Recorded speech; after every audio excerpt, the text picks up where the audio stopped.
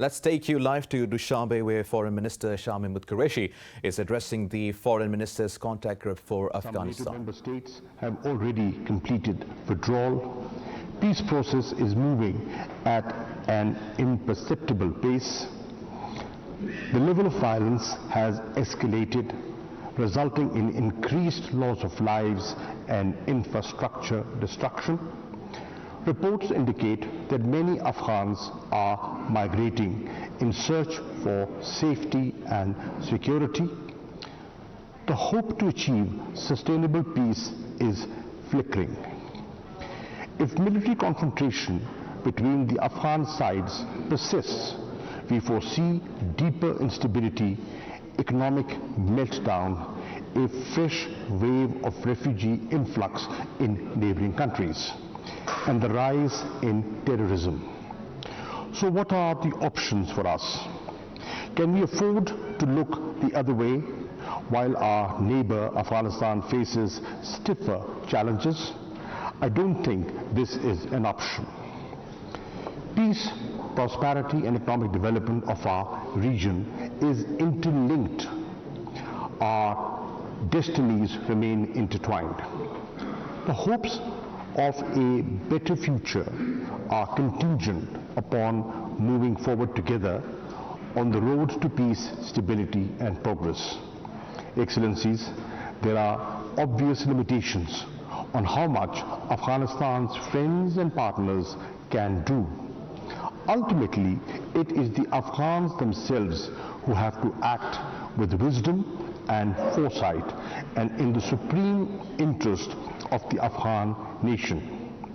For our part, we can help through the following ways. Strongly emphasize the imperative of a negotiated political solution. Stress the importance of reduction in violence and of ceasefire.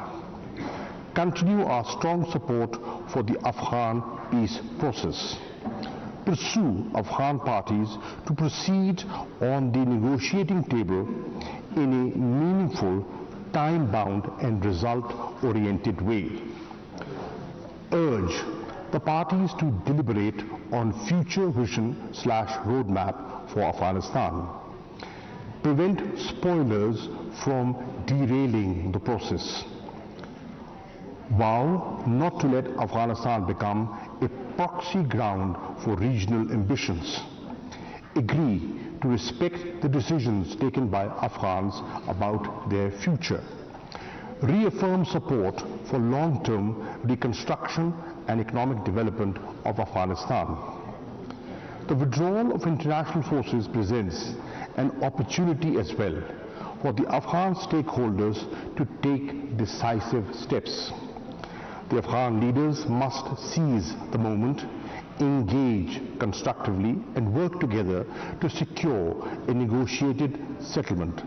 An inclusive, broad-based and comprehensive political solution is indispensable.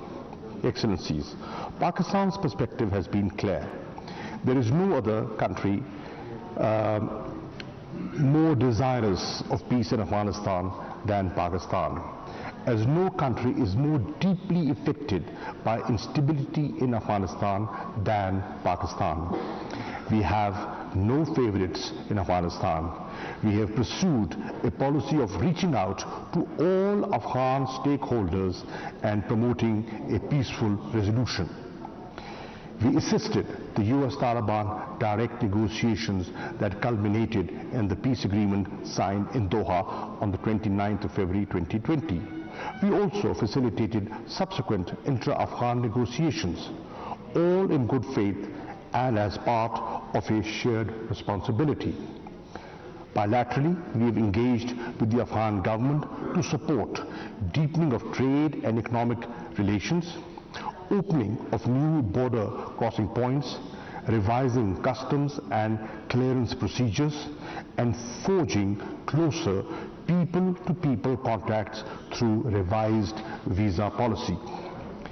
Having hosted over 3 million Afghan refugees for over 4 decades, we remain engaged for their return to their homeland with dignity and honor. We expect the international community to support these endeavors through a well-resourced and time-bound roadmap. Pakistan is also firmly committed to pursuing a geo-economic strategy for increased integration and connectivity in the region and beyond. Excellencies, our region's security is linked to the long borders we share with neighbors. Continued expansion of terrorist networks and extremist elements, nexus of narcotics and terrorism in the region, and unabated smuggling of humans and goods constitute major obstacles in realizing our common goals for peace and security.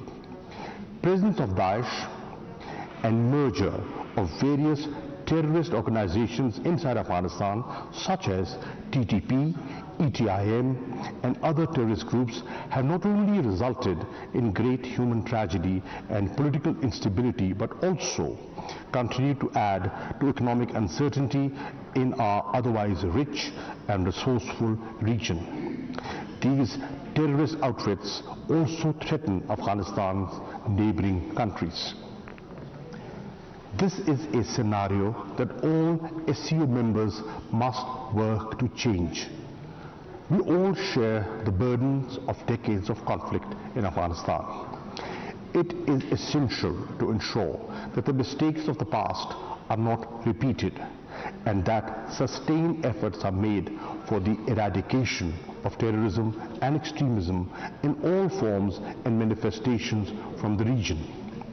Excellencies, establishment and continuation of peace is strongly underpinned by economic growth and human development, domestically and regionally. An inclusive political settlement will be a win-win outcome for Afghanistan and all the countries in the region.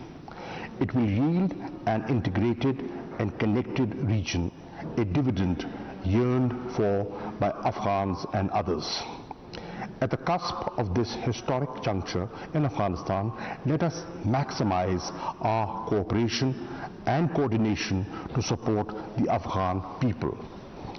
This is the time that friends and partners of Afghanistan must remain closely engaged to advance shared goals and objectives. I thank you. That was Foreign Minister of Pakistan, Mr. Shah Mehmood Qureshi, addressing the SCO group on Afghanistan. And during his address to the SCO contact group on Afghanistan, he once again said military confrontation should cease and peace talks should move on.